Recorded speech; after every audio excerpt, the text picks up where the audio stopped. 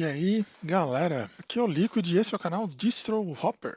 Tudo bom com vocês? Bom, nesse vídeo eu queria só seguir aí com a nossa novelinha do sistema operacional e contar para vocês como anda o meu setup, mas principalmente o que que deu no que deu aquela treta que eu tive com o BadRFS.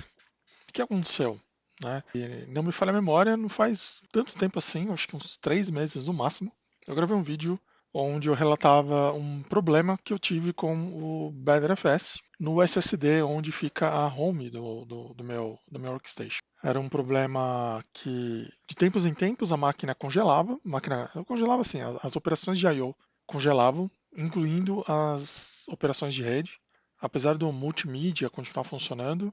As janelas, algumas janelas paravam de responder, né? No caso, no Gnome, por exemplo, o Gnome inteiro parava de responder. Agora, em Window Managers mais minimalistas, era só algumas janelas. Era um estorvo na minha vida, né? Uma coisa que foi piorando ao longo do tempo. Num determinado momento, eu cheguei a ter mais de um episódio desses por hora. Então, usar a máquina começou a ficar muito complicado.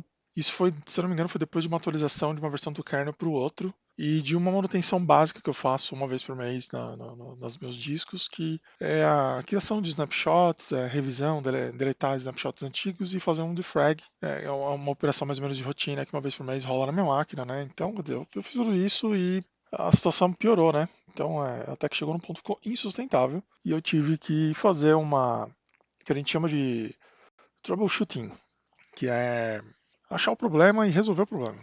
Eu até cheguei a comentar que, para quem trabalha com DevOps hoje em dia, o sysadmin muito provavelmente não existe mais tempo hábil para fazer troubleshooting em servidores, né? Mas aqui é a minha máquina, eu tenho que fazer, o meu dinheiro são os meus dados que estão em jogo aqui, né? Na empresa você formata lá, deleta a VPS e cria outra, sobe outra imagem Docker, né? Agora na minha máquina não tem muito como fugir. E essa é uma coisa que me preocupa, porque essa nova geração toda está crescendo sem experimentar esse tipo de problema, assim, sem experimentar problemas, tipo, não, você tem que resolver o problema, não é? Você tem que entender por que o problema acontece, né? Acho que foi até o Daniel Robbins que comentou alguma coisa parecida no canal dele. Daniel Robbins é o criador do Gentoo e do Fantu, que ele falava que uma das skills muito importantes para quem quer trabalhar com sistemas em geral é saber achar problema e entender por que o problema acontece. Não é só remediar o problema ou jogar a máquina fora e colocar outra no lugar. É entender por que o problema acontece, porque pode ser um problema recorrente, né? Pode ser uma série de coisas. Então é interessante ter essa habilidade, né? Então, você que é novo no ramo, eu recomendo aí. Treine essas habilidades. Posso até fazer um vídeo um dia desses explicando como treinar essas habilidades, como eu treinei essas habilidades, como eu vi outros profissionais treinando essas habilidades. Posso até comentar como é que foi. Mas enfim, a conclusão que eu cheguei ao longo desses vários meses que eu encontrei esse problema é aparentemente o problema não é o SSD. Tá? Eu fiquei um bom tempo usando o SSD, usando o XT4, né? Justamente para ter certeza, porque como o XT4 ele não dá problema em condições normais de uso, ele já está muito, muito, muito, muito testado. Então qualquer problema que eu presenciasse ali, eu poderia dizer que é o SSD. Mas não foi o que aconteceu. O sistema home funcionou perfeitamente. Não tive nenhum problema ao longo do tempo, aí, das várias semanas que eu fiquei usando esse T4. Uso normal, sabe? Não tem nada de especial, assim, não fiz estresse, teste. Foi uso normal mesmo do dia a dia. Nunca mais tive nenhum problema, não perdi nenhum arquivo, não que eu saiba, pelo menos. Não tive nenhum problema de corrupção de arquivos também. Quando você tem um SSD ou um HD com problemas, é muito comum você começar a encontrar arquivos com nomes esquisitos na sua árvore de diretórios, né? Esse é um sinal aí de que está rolando uma degradação no file system. Mas não aconteceu isso no ST4. O Smart não diz nada também, né? O Smart é o sisteminha que existe dentro de cada um dos devices de storage que ele te reporta qualquer tipo de problema, anomalia, taxa de erros, né? Nada, nada, nada, nada.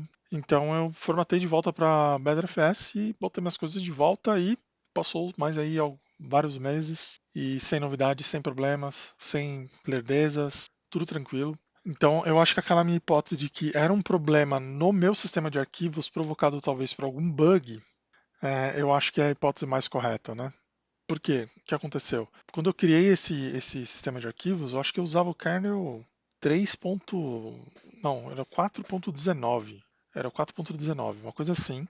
Foi quando eu instalei esse HD, esse SSD, né, com a ROM. Quando eu dei lá o MKFS e BetterFS, foi quando eu criei os subvolumes todos que eu precisava. Os primeiros snapshots eu criei usando esse kernel mais antigo. E, cara, do kernel 4.19 para cá, mudou tudo. Mudou muita coisa. O kernel mudou muita coisa. O BetterFS teve várias alterações importantes, por exemplo, nesse meio tempo entrou o sistema de compressão Z Standard e eu aderi a ele instantaneamente, tá? Então, antigamente eu usava o compressão, eu usava, acho que era o Zlib, acho que era o Zlib que eu usava. Era um Zlib bem levinho, assim, tipo, eu colocava a compressão baixa para não ter tanto impacto no desempenho. Depois eu rodei um defrag e testei o LZO durante algum tempo, não vi tanta vantagem em usar o LZO, mas na hora que o Z Standard ficou pronto, eu não tive dúvidas e coloquei o Z Standard. Por quê? Qual que é a vantagem do Z Standard? Ele é muito rápido, tanto para comprimir quanto para descomprimir. Mesmo a taxa dele não sendo tão boa, ele é muito rápido, então você sente muito pouco essa compressão. Esse algoritmo ele é muito leve, dá para usar ele no disco sem você sentir praticamente impacto nenhum. Na verdade, você sente só impactos positivos, né? Se sua máquina tiver processador suficiente, o I/O do seu SSD fica até mais rápido em algumas situações. Enquanto o Zlib é o Zlib normal mesmo, do gzip, tá? E aí você pode escolher o nível de compressão, vai de 0, vai de 1 até 9, de 0 não, acho que o 1 é sem compressão, o 9 é com muita compressão. O 9 ele gasta bastante tempo para comprimir, bastante tempo para descomprimir também, mas você tem a mesma taxa de eficiência do gzip, que não é tão ruim. É um pouquinho melhor do que a do zip. Não é tão boa quanto o SetsZip ou o RAR, né? E o Z-Standard ele é um pouquinho inferior ao gzip, mas ele é muito mais rápido. Então é uma mudança natural. Então fica a dica aí para quem for usar compressão.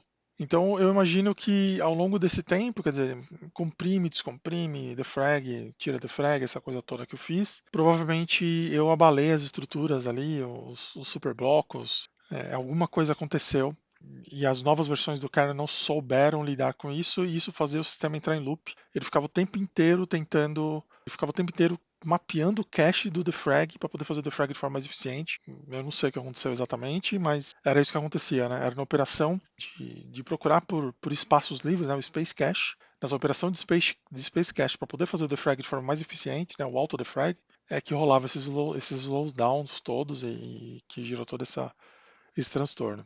Não teve FS check que resolvesse, nada resolveu. A única coisa que resolveu foi formatar e começar de novo. Sem problemas, né? Foi só fazer um backup, recuperar o backup, não é nenhum grande transtorno, né? Ao longo desse tempo também rolaram alguns comentários, né, nesses vídeos que eu fiz sobre o BetterFS.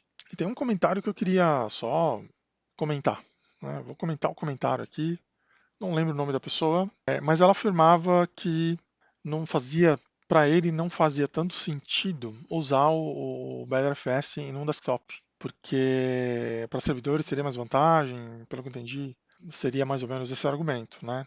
Usar XFS ou BetterFS num desktop não faz tanto sentido. Então, cara, aí é que tá. Tudo depende muito do seu uso e do que você quer usar, né?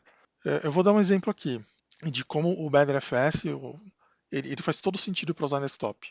O OpenSUSE, por exemplo, ele usa o BetterFS por padrão e ele faz snapshots a cada mudança que você faz no sistema. Então, toda vez que você instala um pacote no OpenSUSE, ele cria um snapshot do seu sistema.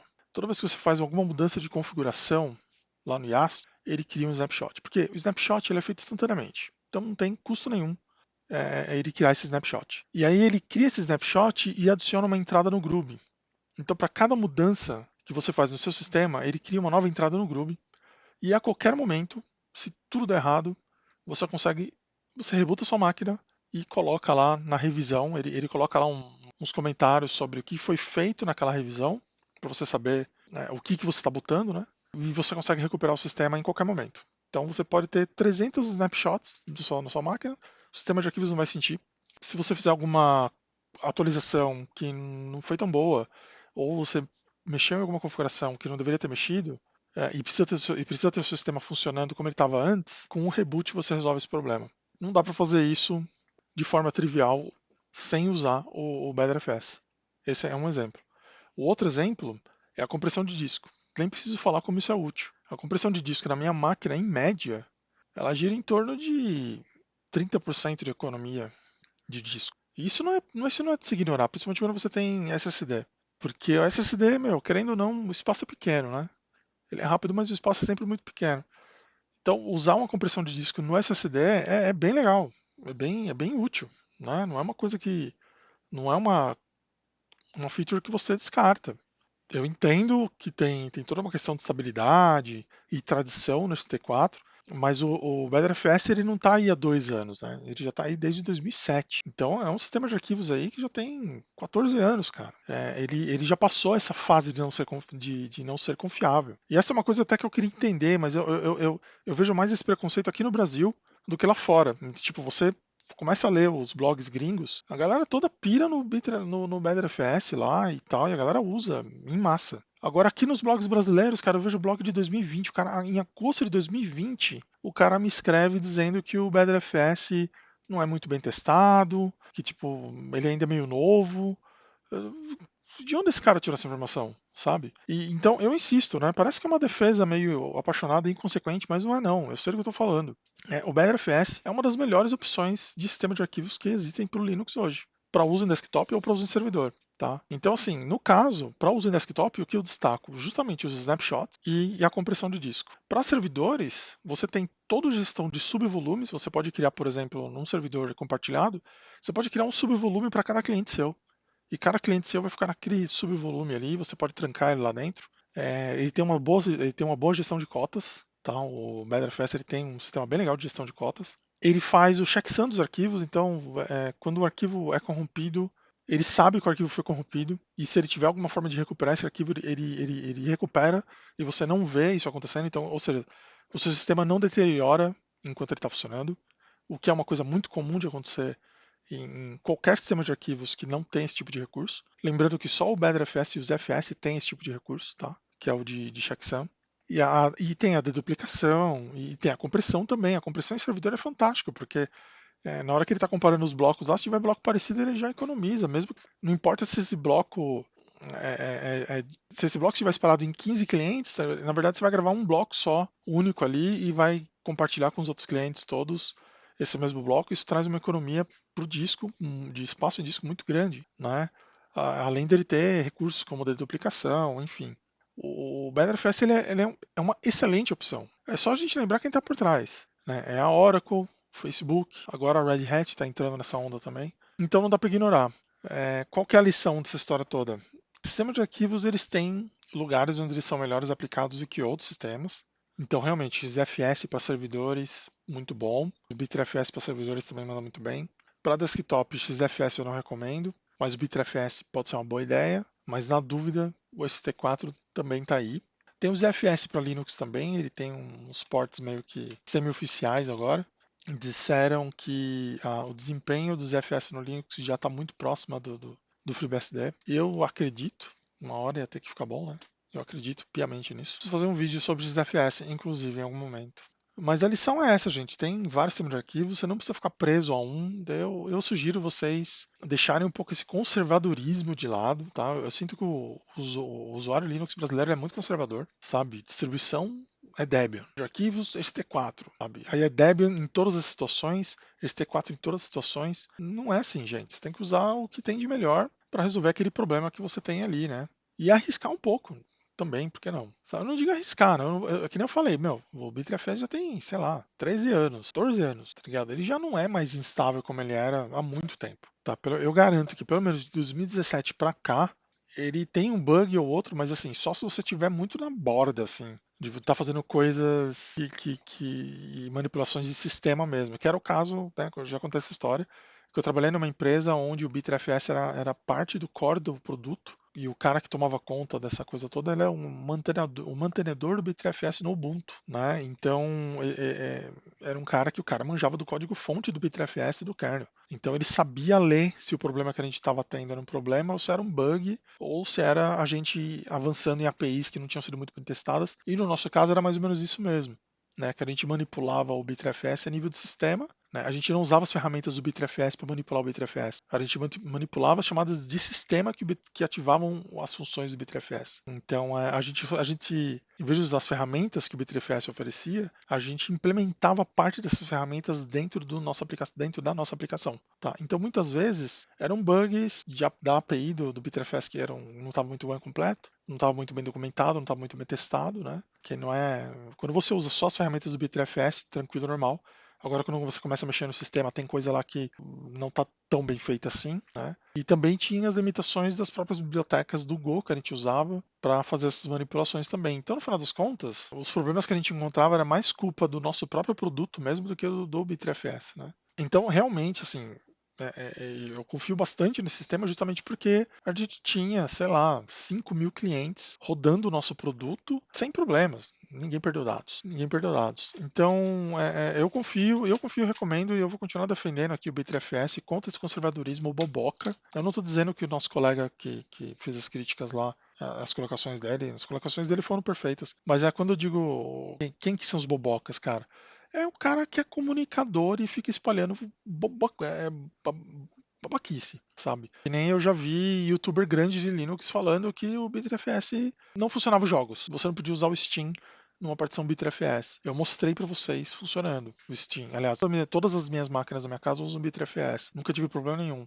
O único problema que talvez eu tenha é com o Dropbox, mas eu não uso, então não quero saber, tá ligado? Eu uso o SyncThing, o SyncThing, ele funciona muito bem, então para mim tá ótimo. Agora, eu nunca tive nenhum problema com esse sistema de arquivos a nível de compatibilidade com programas. O problema é o programa, não é o sistema de arquivos. Sendo bem sincero com você, porque o programa vai fazer chamadas de sistema, ele tem que fazer chamadas de sistemas comuns, tá ligado? Ele não tem que fazer chamada de sistema específica de um sistema de arquivo ou outro. Se ele precisa realmente fazer essas chamadas, ele tem que fazer isso de uma forma que seja independente do sistema de arquivos, né? Então, mas assim, eu garanto para vocês, isso não é comum. Eu nunca peguei um programa assim, ouvi relatos, mas eu nunca peguei programa assim. É só vantagem, sendo bem sincero, né? É só vantagem, né? Talvez melhor que o Bitfs, só os FS. O problema dos FS é que ele gasta muita memória. É por isso que eu não gosto tanto dele quanto eu gosto do Bitfs, que ele é bem menos problemático nesse sentido. Então é isso. Eu estou em paz novamente com BetterFS. E eu espero ter ajudado aí, esclarecido um pouco das dúvidas aí da galera que ainda tem dúvidas sobre se o BitFS é estável ou não 14 anos depois. Spoiler, é sim, ele é bem estável. Dá para usar no dia a dia, dá para usar em servidor, dá para usar para trampo, não vai dar problema. Mas é aquilo, né? Eu ganhei a loteria. Aliás, eu estou bem. Ando com bastante sorte ultimamente. Eu consegui comprar um Lego que veio faltando peça. Lacrado, o bagulho veio lacrado da Dinamarca e veio faltando peça. Então eu tô sendo presenteado aí com essas brincadeiras do destino aí. Bom, agora é aquilo. Todo vídeo dá um like, não gostou, dá um dislike. Dúvidas, sugestões, deixa nos comentários. Se você não é inscrito no canal, se inscreve aí no canal. Se você quiser e puder contribuir aí com o canal, segue a chave do Pix, tá? Essa grana basicamente é para comprar equipamentos para o canal mesmo, tá? Está precisando urgentemente aí de um headset e uma webcam. Aceito a doação dos equipamentos também, por isso já facilita o processo. E eu agradeço também as pessoas que já contribuíram, né? Tivemos aí contribuições. Muito obrigado a todos vocês por acreditar no nosso trabalho. Até o próximo vídeo. Falou!